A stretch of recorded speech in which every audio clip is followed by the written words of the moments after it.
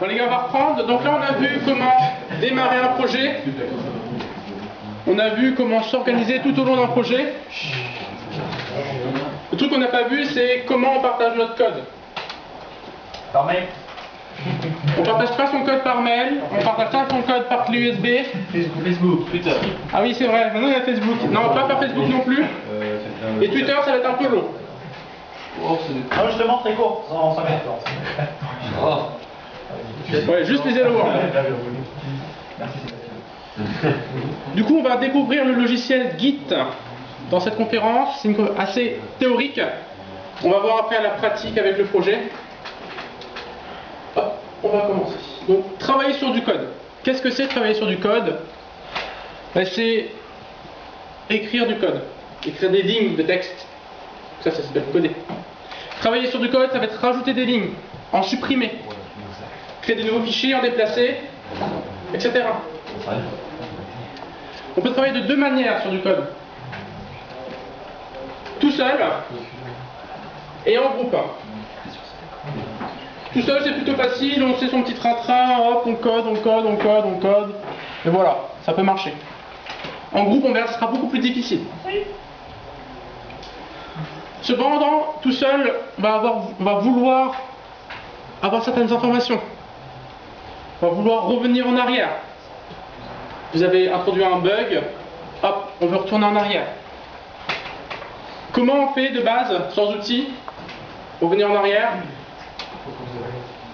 Non, CTRL-Z, c'est dans le cadre où on est déjà dans le logiciel et on a de la chance. On fait plein de zip. Voilà, toutes les 10 minutes, on fait un zip ou on copie le dossier. C'est un peu galère. Du coup, on va vouloir revenir en arrière quand on est seul. Quand on est seul, on va aussi vouloir comparer avec des anciennes versions. Trouver un bug. Genre, hier ça marchait, aujourd'hui ça ne marche plus. Qu'est-ce que j'ai fait entre hier et aujourd'hui pour que ça ne marche plus? Ça peut être pratique, ça. Bien sûr, quand on code tout seul, c'est pas primordial, on peut toujours se débrouiller. Mais on va vite voir que ces outils sont indispensables. Ça, c'est quand on travaille tout seul. Travailler en groupe, on va avoir d'autres problèmes. On va se poser d'autres questions. Qui a modifié quoi? Qui a introduit ce bug? Le qui a modifié quoi, c'est pas pour faire la police, c'est juste pour pouvoir parler avec la personne, voilà, t'as fait ça, etc. Je comprends pas trop ton code, tu peux m'expliquer. Bon, après aussi, on peut faire des petites stats, qui a codé le plus, qui a codé le moins, etc. La deuxième question importante, on en a parlé tout à l'heure, c'est comment on partage notre code. Parce que vous êtes plusieurs, vous n'allez pas coder sur la même machine, quoique vous pouvez. Vous allez voir, c'est fun. Partager son code, alors pourquoi pas par mail? Ben parce que vous êtes codé, hein, vous devez partager un mail, alors votre code, vous devez ouvrir un email, envoyer aux gars, à tous les gars de la classe, ils doivent copier le code dans le bon. Git, c'est votre nouvel ami.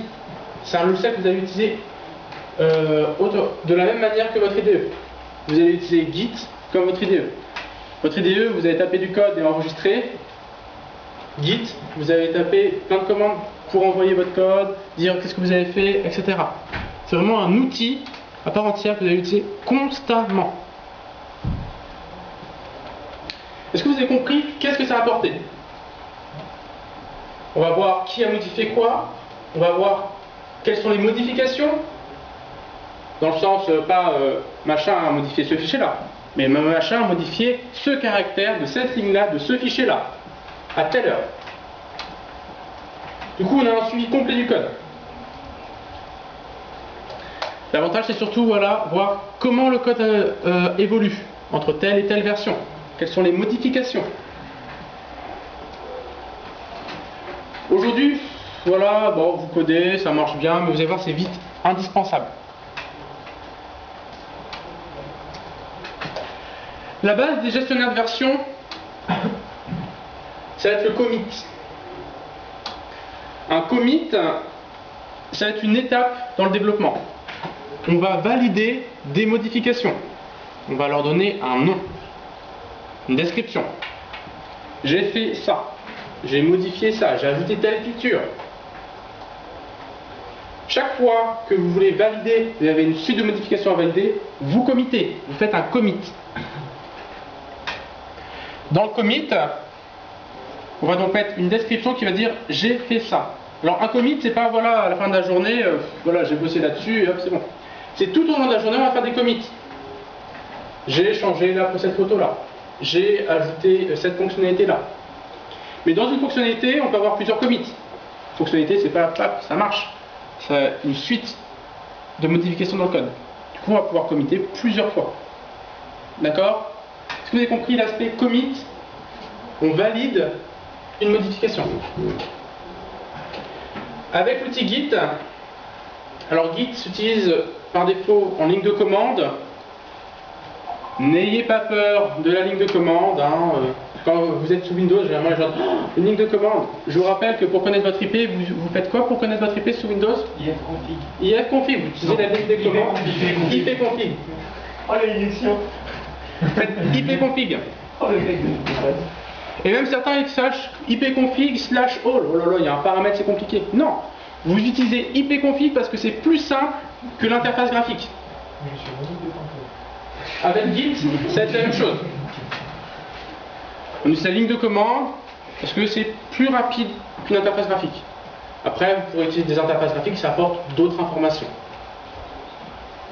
Du coup, pour créer un commit avec Git en ligne de commande, il suffira de taper Git commit.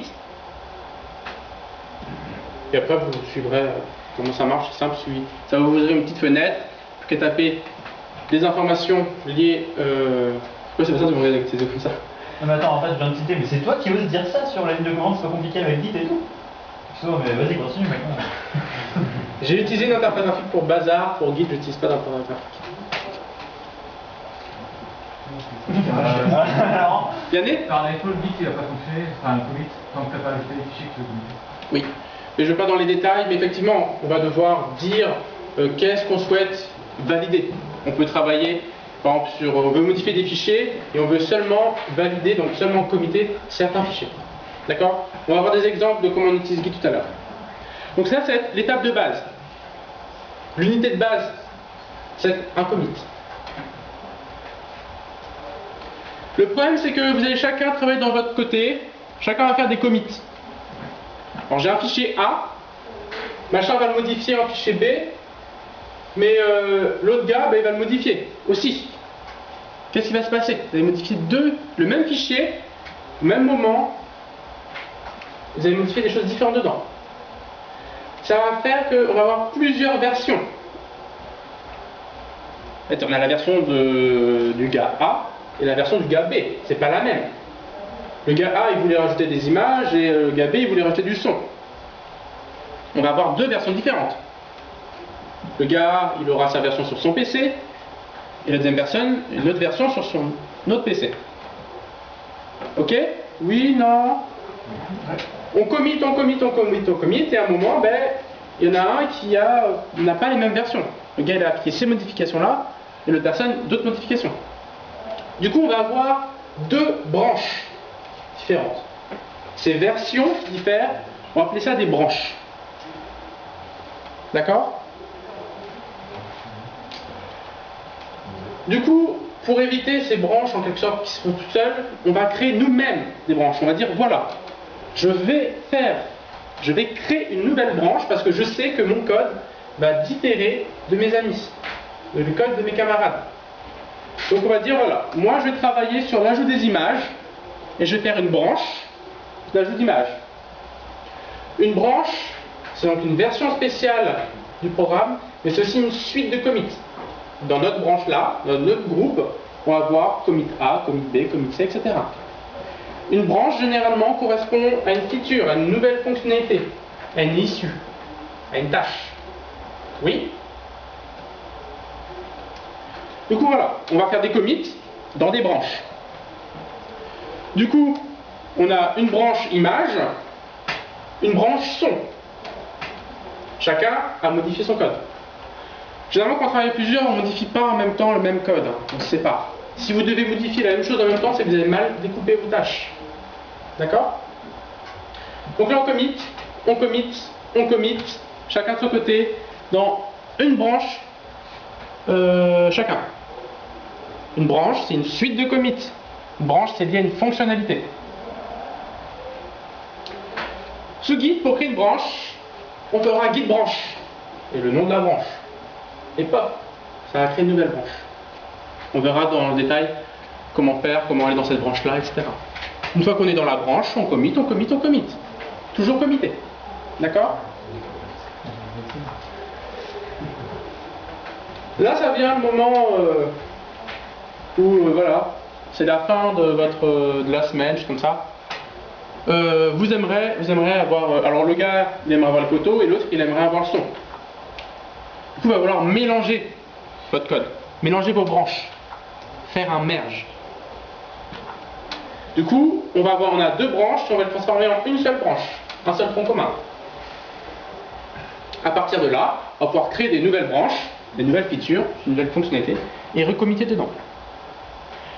Est-ce que vous avez des questions jusqu'à maintenant? Est-ce que vous avez compris cette notion de commit et cette notion de branche? C'est clair pour tout le monde? Alors même si c'est pas clair, vous allez voir que ça ira après en testant, faisant des exercices, le projet de tout à l'heure. Vous allez voir, vous allez commiter, créer des petites branches. Peut-être pas beaucoup ce soir, hein. On n'aura pas beaucoup de temps. Et ensuite, vous allez merger ces deux branches. Dans le merge, on peut avoir des petits problèmes, qu'on appelle des conflits. Ça arrive. C'est quand vous modifiez chacun le même fichier. Ça arrive. Et Git, des fois, il sait les résoudre, ces problèmes. Des fois, il va vous demander, désolé, je ne sais pas choisir entre tel mot et tel mot, lequel faut choisir. Et vous allez pouvoir lui dire, ben, choisis cette version-là parce qu'elle est correcte. Du coup, je le répète, vous allez committer dans des branches, chacun dans sa feature, dans sa partie. Commit, commit, commit, commit. Une fois que vous avez fini, vous allez fusionner, merger votre code dans le tronc commun. D'accord?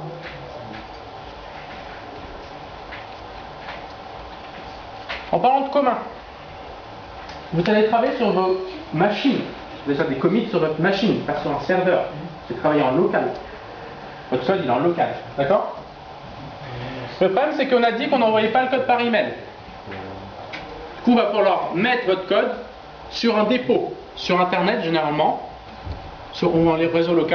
Vous savez, sur Internet, ça sera beaucoup plus simple de travailler et à Superinfo et chez vous. Et ce dépôt, ça va être un point central où tout le monde va se connecter dessus pour envoyer ses modifications.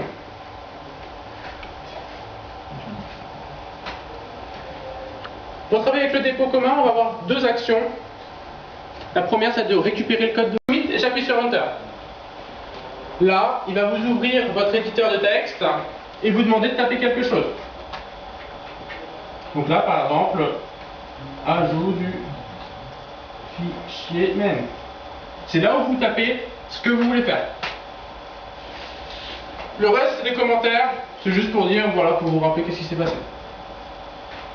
Et là, il suffit d'enregistrer le fichier. Le fait d'enregistrer le fichier valide le commit. Si vous ne voulez pas committer parce que vous êtes rendu compte que vous avez oublié quelque chose, vous n'enregistrez pas le fichier, vous quittez votre éditeur. Là, si je refais un git statut, j'ai plus rien.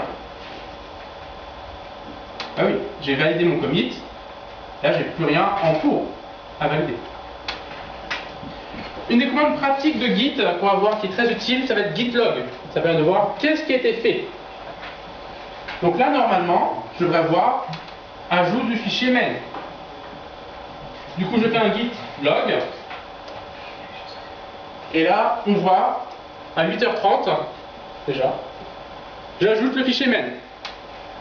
Et on sait qui a fait ça. C'est moi. On voit aussi que à 19h58, il y a eu un commit qui s'appelle init. En fait, dedans, c'est le fichier readme qu'on a vu tout à l'heure qui a été ajouté. D'accord? Non? Non, bon, je sais que c'est non la réponse. Mais vous allez voir tout à l'heure, vous allez tester, faire des git add, git commit, etc. On verra les git branches, vous allez voir On va voir si vous allez l'utiliser ou pas dans le projet tout à l'heure. Là, ce qu'on va faire, on va envoyer nos modifications sur le serveur. Quelle est la commande pour faire ça? Push. D'accord? Commit, on valide nos modifications. Push, on va les envoyer sur le serveur. Git push. Cette commande va prendre deux paramètres. Le serveur sur lequel on va se connecter et quelle est la branche que l'on souhaite envoyer. Ces deux notions. Alors, le serveur qui va se connecter, il s'appelle origine la plupart du temps. Si vous faites git push origine, ça veut dire que vous allez envoyer sur le serveur dont votre dépôt est origine. Tout à l'heure, on a fait un git clone pour récupérer votre dépôt. Origine va correspondre à ce serveur-là. Git push origine. Et qu'est-ce qu'on veut envoyer sur origine? On va vouloir envoyer la branche master. Master, c'est une branche qui correspond à la branche par défaut. Vous allez voir dans le TP, ça va être beaucoup plus simple. J'envoie sur le serveur, je fais git push origin master. Là, on va me demander un mot de passe. Je rappelle que le mot de passe sera subinfo. Et ça envoie sur le serveur. D'accord?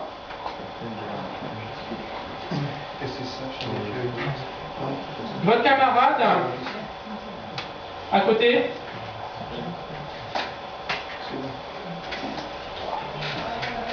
lui, il va vouloir récupérer le dépôt.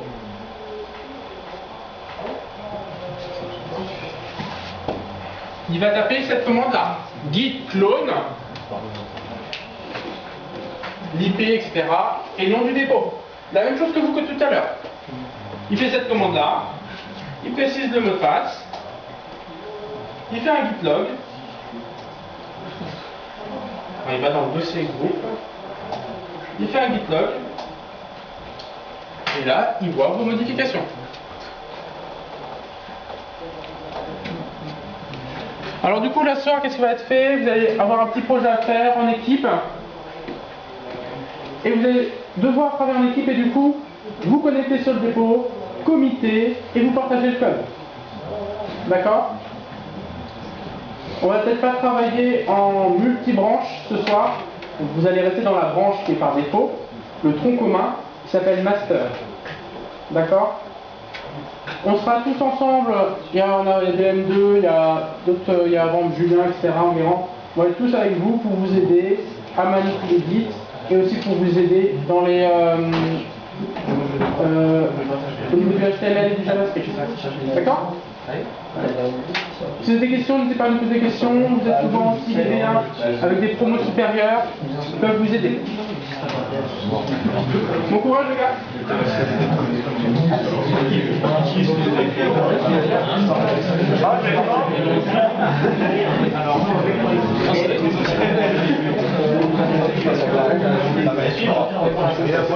Non mais en fait, tu as des défauts.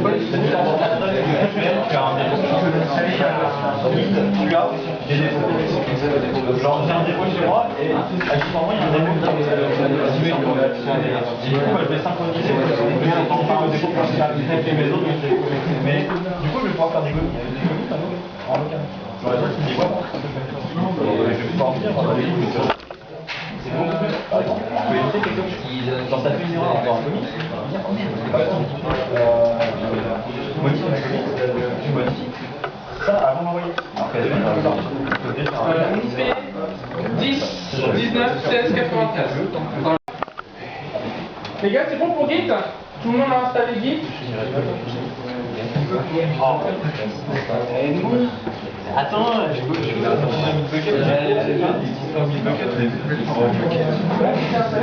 sinon il y a le recours. C'est sur celle-ci.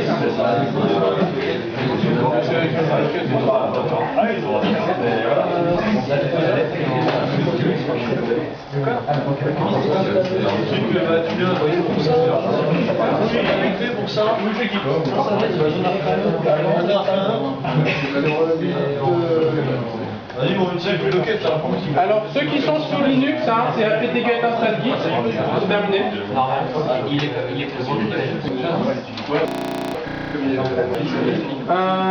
Alors les gars, généralement c'est la première fois que vous avez installé Git.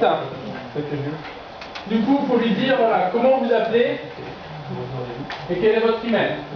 C'est le minimum. Du coup, après avoir fait le git clone, il va falloir lancer deux autres commandes. C'est git config. Vous lancez la commande git config et vous tapez ça, votre email, et ensuite votre prénom, votre nom, votre pseudo. Ça va configurer Git, comme ça quand vous allez faire un commit, on saura qui vous êtes, quelle est votre adresse email.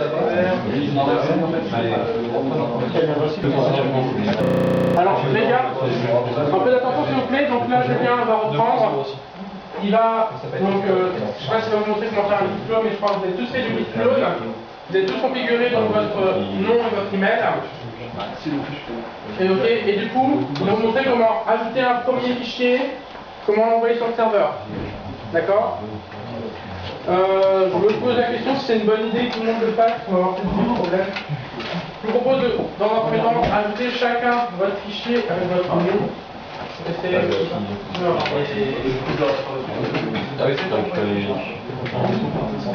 n'y a pas de nouveau faire fraction,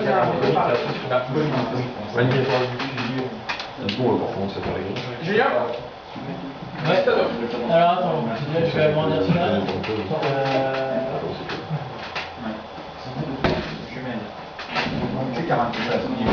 Si tu l'as envoyé, c'est celui que tu l'as envoyé. C'est encore rien.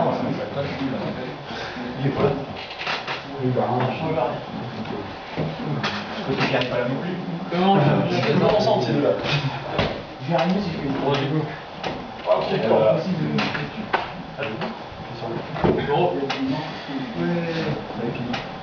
Ok, Ok, donc ça vous avez tous fait un git clone de votre repo du coup, de votre dépôt. Alors je me souviens plus de l'adresse IP. 10, 19, 16, 93. 93. Des petits points, moi tu m'as fait quoi? Julien 2. 2. Ok.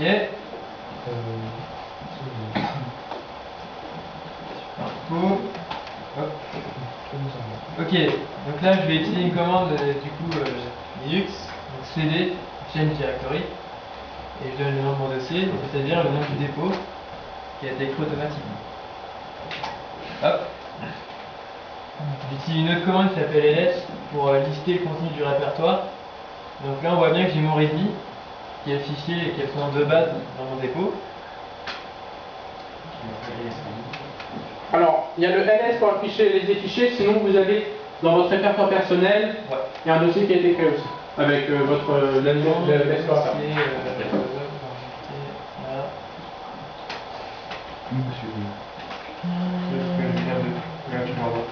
Hop, merci.